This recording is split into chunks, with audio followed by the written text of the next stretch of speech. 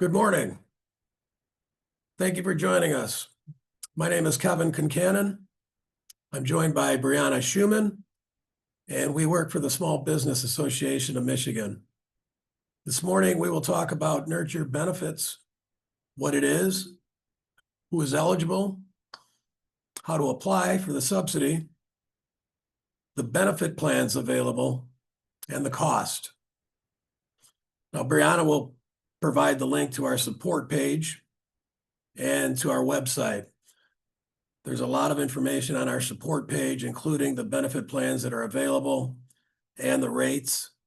And there's more information on the PCP focus in network versus out of network. So if you haven't looked at the support page, please look at the link that Brianna just shared. I think you'll find it helpful.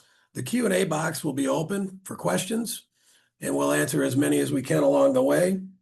And then we'll answer any that we missed at the end. So be sure to get your questions in. Okay?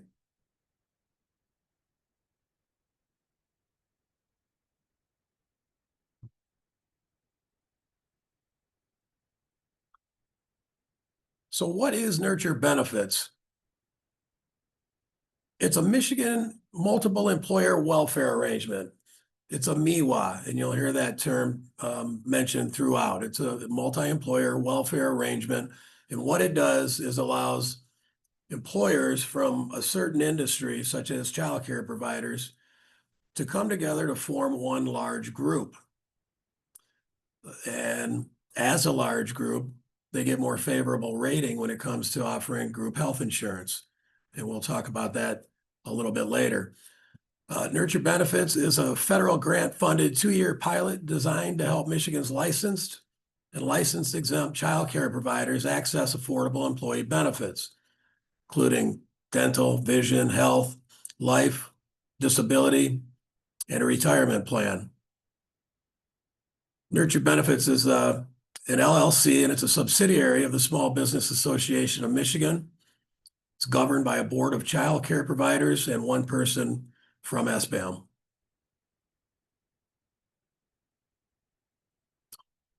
Why it matters?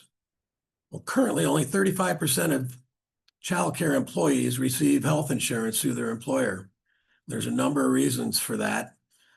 Challenges that the providers face, including financial burdens and slim profit margins, lack of affordable employee benefits, workforce shortages and wage disparities, administrative and regulatory complexity, and competitive talent market. So who is SBAM? Who are we? The Small Business Association of Michigan is a 50-plus-year-old organization, statewide organization, focused on a bold yet simple mission. Our focus is the success of Michigan's small businesses. SBAM has a subsidiary, Small Business Insurance Services. That's actually where Brianna and I technically report. And the Small Business Insurance Services has provided third-party employee benefit administration for years, including health and life programs, consolidated billing, and COBRA administration, which I'll touch on in a little bit. Just a little background. MyLeap awarded SBAM part of the PDG-5 grant to help make the child care sector more attractive for talent and to promote worker retention. These grant funds are being used to create benefit platforms for child care providers and to subsidize a portion of the insurance premium. This aims to improve access to affordable employee benefits for child care providers across Michigan. The governance structure consists of a board of directors. There are 6 child care providers across the state of Michigan on the board. And like I mentioned, there's one SBAM staff member on the board as well. Really from the insurance side of SBAM, just to share insights, on all things related to employee benefits. The governance structure had say in the plan and benefit approval based on feedback from actual providers in the industry. And then why a MIWA? Well, again, as a MIWA, small businesses can join forces, so to speak, come together and form one large group. As a large group, they get more favorable rating from the carriers because the rates are based more on experience factors than everybody's individual age or gender. As far as eligibility and access, open enrollment will begin on November 15th. That's an important date that you'll need to remember. The first eligible effective date for these benefits is January 1, 2026. So any of these benefit plans that you decide to enroll in will be effective 1/1 of 26. You can enroll anytime throughout the year. So if your plan doesn't renew until next July, you're welcome to still participate in this program. Your rates and the plan would still be effective 1/1 of 26, and it would renew 1/1 of 27, even if you joined mid-year.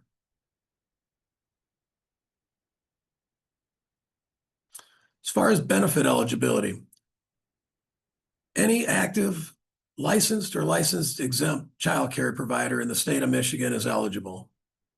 Employees working 30 or more hours per week are eligible after 60 days of employment. It's available for center-based, family home, group home, and it's good for groups even down to one. So sole proprietors are allowed to join this program as well, which is nice. Dependents will be eligible through the end of the calendar year in which they turn 26. And domestic partners are eligible as well. As far as subsidy eligibility, there will be a weighted lottery system that will be used. Providers receive points based on questionnaire responses. Questions are weighted to enter the lottery. Higher scores have more entries in the lottery. And county level data will be collected to ensure statewide representation. So year one of the program, there is $1.8 million grant subsidy dollars available, which when you break it down means that there will be enough subsidy money for 484 employees of child care providers. The subsidy will pay for 50% of the single rate for the base plan premium. We're going to look at the plans and the premiums here shortly. And that's for the PCP Focus Network. That's single health, single dental, single vision. Okay, 50% of the premium for the base plan single rate, and the single dental rate and the single vision rate will be subsidized, 50%.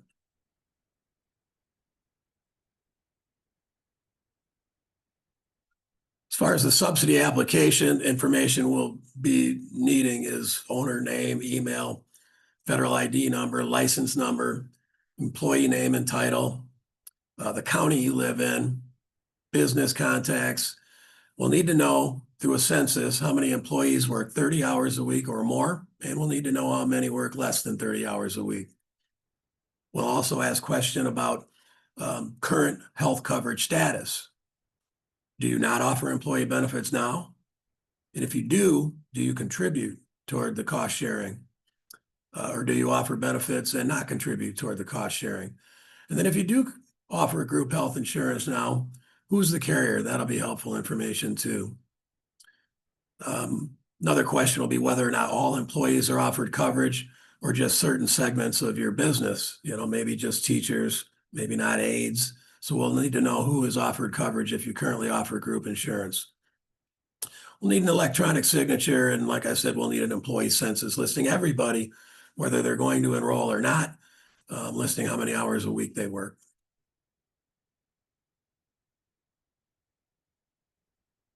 So here's a list of the health plan overview. The plans are available all through Blue Care Network. There are 3 different plan choices.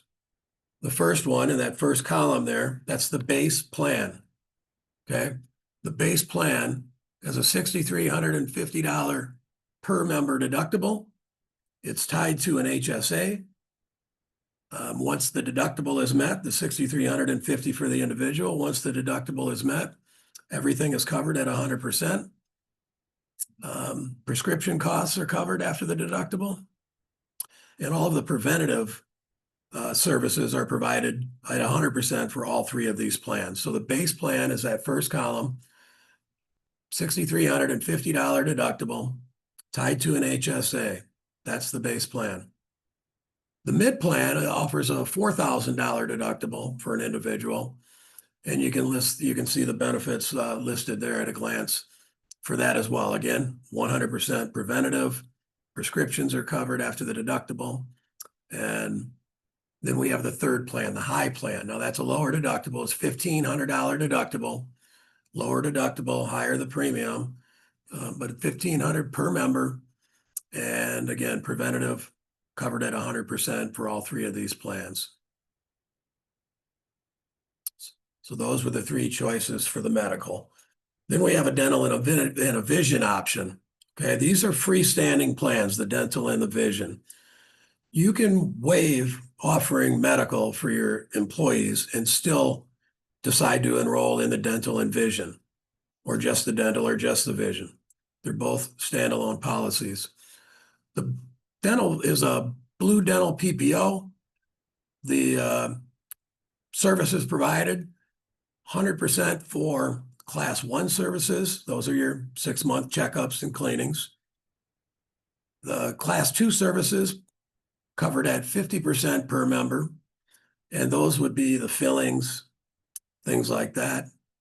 And then Class 3, covered at $50 deductible, would include the crowns, the root canals, things like that. And the VSP is who the vision is through. VSP happens to have the largest network in the country, and the plan renews every 12 months, meaning you can use your vision benefits every year.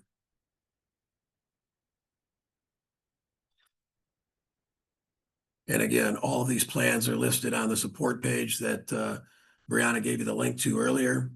And they also include a benefits at a glance if you want more details into the specific coverages. Take a look at them when you can. And if you still have questions, reach out. We'll be happy to answer your questions as soon as we get them. So here's the premiums associated with the three different plans, okay? When we showed you the plans a minute ago, they were in columns going up and down. Now the rates are going across. So that top plan, the base plan, is showing the premiums for the focus versus out of focus premiums all the way across the line. We've got the single rate, the double rate, and the family rate. So again, the subsidy will apply to 50% of the single rate for that base plan for the in-focus network. So the premiums you're looking at there do not include the subsidy. So the single rate for the base plan is $582.66. 50% of that will be subsidized if you're eligible. So roughly $291.33. Okay, lock that number in, $291.33. That is the amount of the subsidy that you will get for your medical benefits. You can choose any plan. You can choose to add dependents. You can choose to add the whole family. But the $291.33 is the amount that will be subsidized toward the medical insurance. Okay, it also lists the premiums for the mid plan and the high plan. Again, these premiums are all on the support page. So take a look at that link if you have questions on the premiums or if they're too small for you to see. Down below, we've got the rates for the dental and the vision. The subsidy would also apply to 50% of the single rate for dental and vision. The single rate for dental is $32.41. The single vision rate is $5.01. So half of that would be subsidy eligible, separate from the $291.33 if you elected the medical.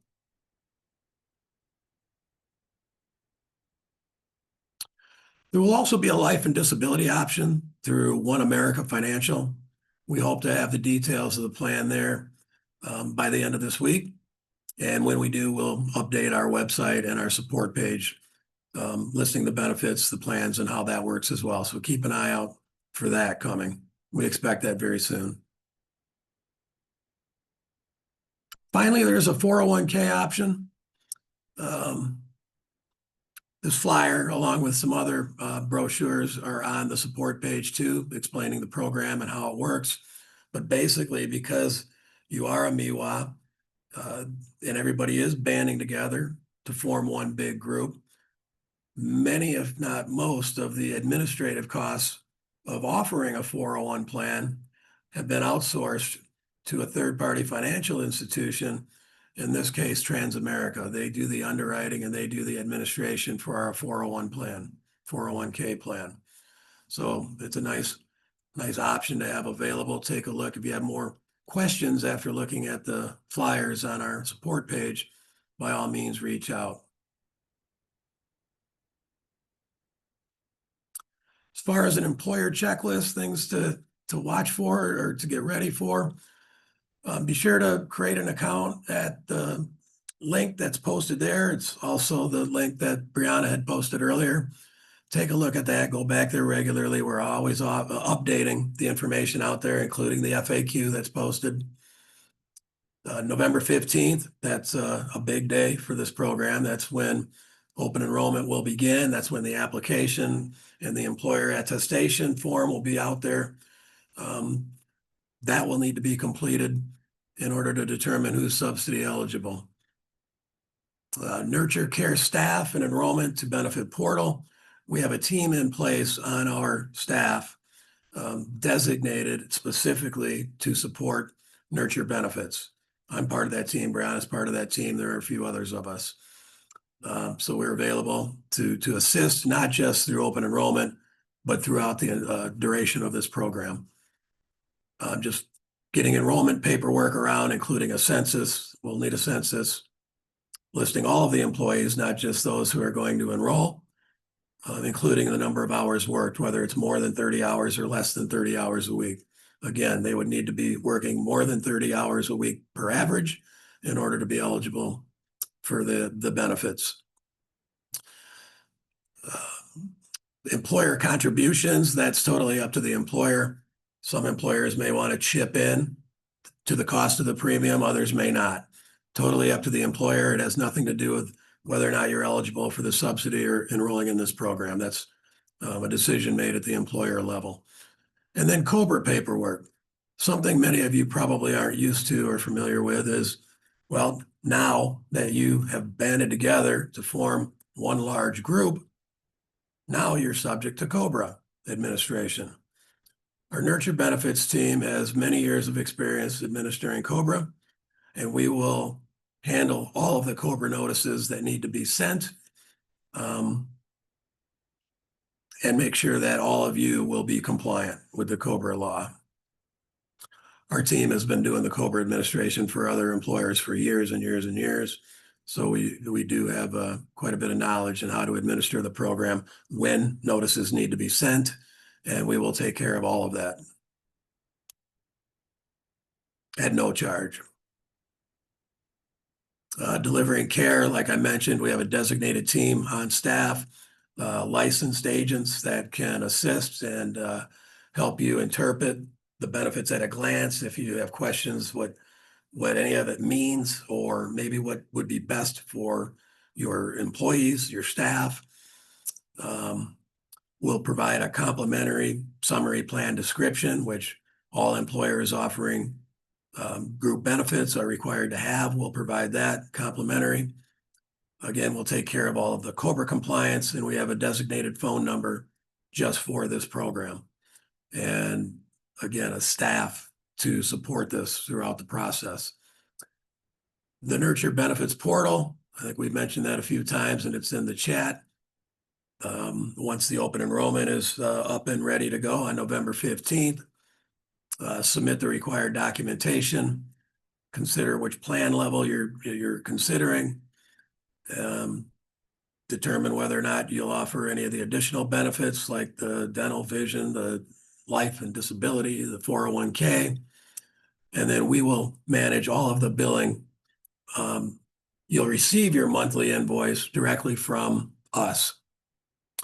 The subsidy will be deducted from your monthly invoice, and the balance will be the employer's responsibility. You'll get that invoice from us every month. The premiums you looked at and we showed you earlier are monthly premiums.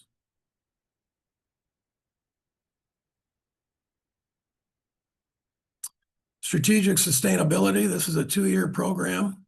We hope it becomes far more than that and even permanent. That is the goal. We will continue to raise money toward that end, and we will monitor the results as far as enrollment, retention, things like that.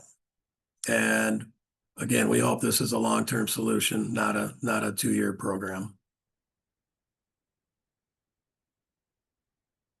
Questions, you can email them at hello@nurturebenefits.com. Come directly to our inbox. We check it throughout the day regularly. Also a designated phone number. And you can submit questions via tickets on our support page that we've provided the link to. So our team is already monitoring all of the inboxes and sites and responding to questions every day as we speak. So I'd say generally you'll get an answer within 24 hours, but it's usually not even that long.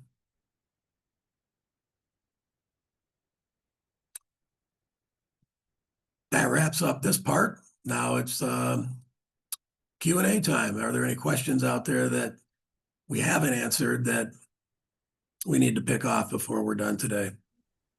Yeah, so could you go over how the 30 plus hours a week works? So there's a specific situation that we got a question about. So during school hours, let me see, it looks like she usually works about 15 to 25 hours a week during school time, and then summer care, she usually works about 55 hours a week. So is it the average or how does that work?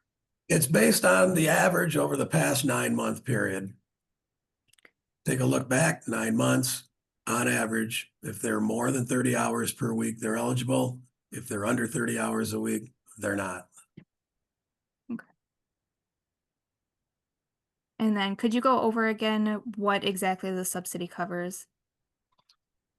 The premium subsidy will cover 50% of the single rate for the base plan for medical and 50% of the single premium for dental and vision.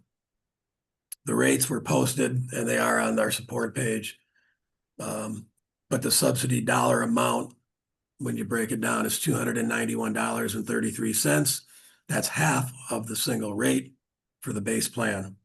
Now you can add dependents and you can add the whole family, but $291.33 will be the maximum subsidy for the medical insurance you choose.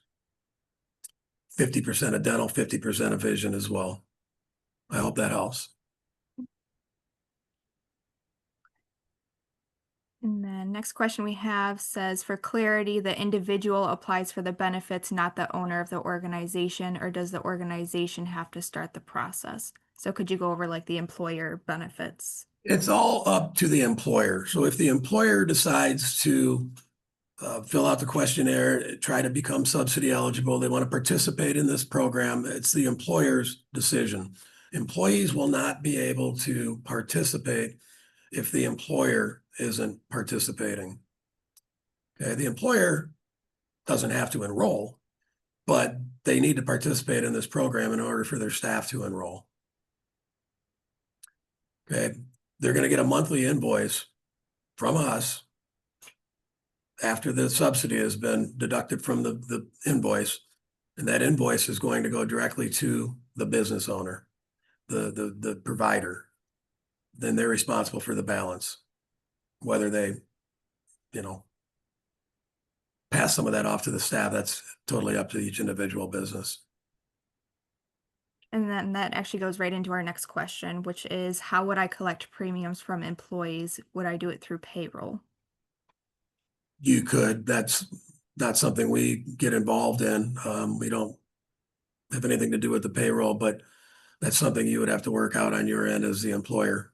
But yeah, you could do it that way. I would expect you would do it that way. And then looks like the last question we have for right now is how long after 11/15 will you know if you're eligible for the subsidy? I'm told within a week. Within a week. Okay. We have to get everybody that's eligible enrolled, with the carrier um, by the end of the year because everybody's enrollment, is effective 1/1 of 2026. So once November 15th comes around, I think everything will happen very quickly.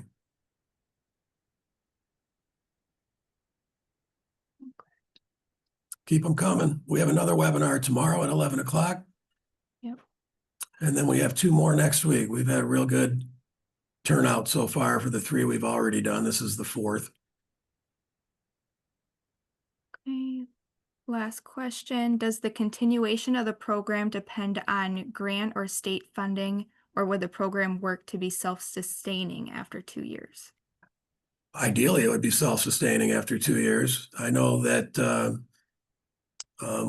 we are raising money for the program, and I expect we'll continue to do that throughout. If it becomes part of the state budget, that would be okay too, right? That would provide sustainability too. Okay. And then there's a question. Can we get a copy of the webinar? So yes, it will be emailed to you as well as a copy of the slides. So you'll get the recording.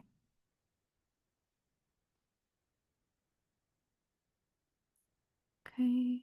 And then just to clarify, the employer is applying for the subsidy, not the individual employee. That is correct.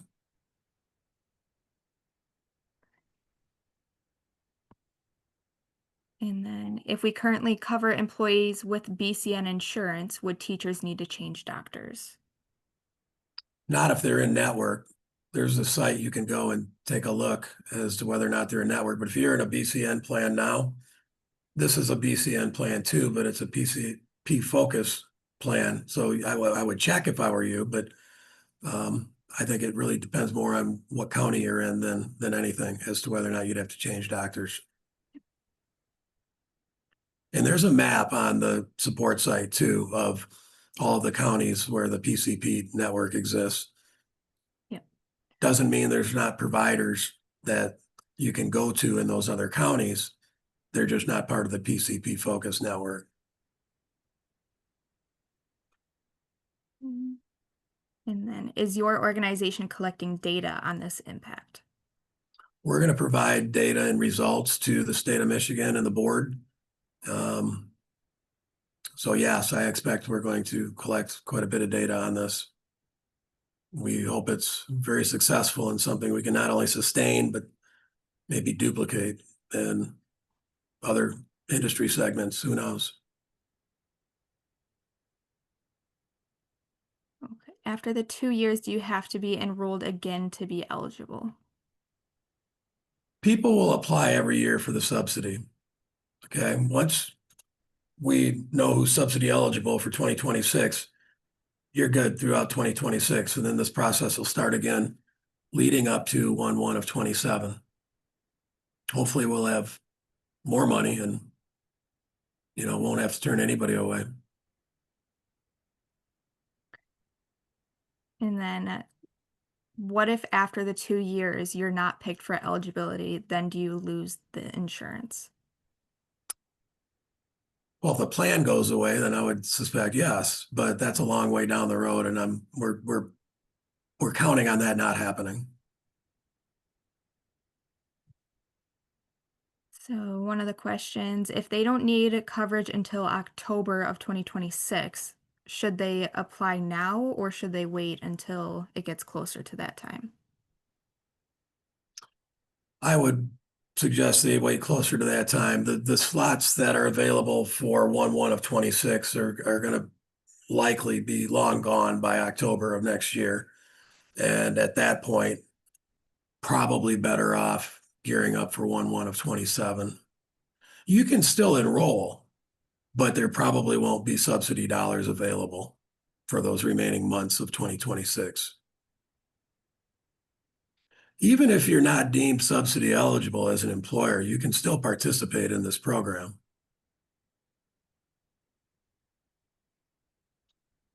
Is there a contact that can explain the benefit package to employees instead of the employer having to manage that?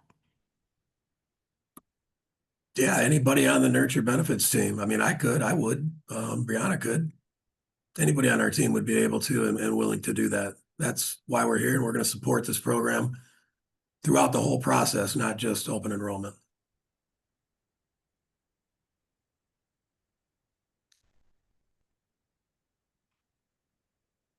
Okay. Any others we haven't touched on? Looks like we just got a couple. Can you review the criteria again to be eligible for the subsidy? And if an employer is eligible, are all employees eligible or only some? If the employer is eligible, all of their staff is eligible for the subsidy. Yes. As far as what was the first part?